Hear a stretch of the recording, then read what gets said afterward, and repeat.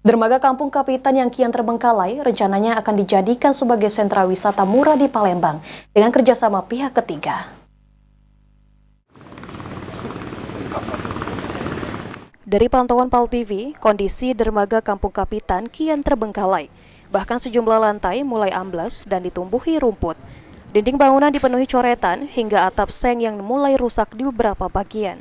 Usai melakukan tinjauan, PJ Wali Kota Palembang, Uco Abdurrauf Damenta mengatakan, kondisi dermaga Kampung Kapitan yang terbengkalai disebabkan pandemi COVID-19.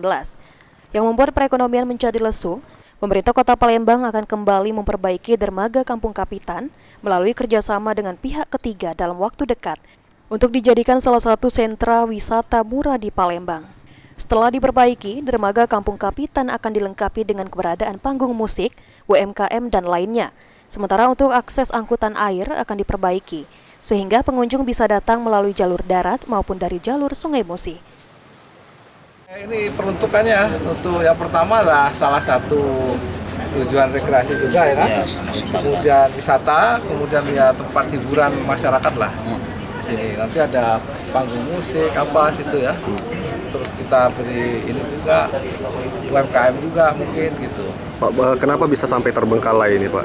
Karena COVID ya kan, lesu, ekonomi lesu ya berimbas ke semua kan. Anugrah Sandi Pratama, PAL TV.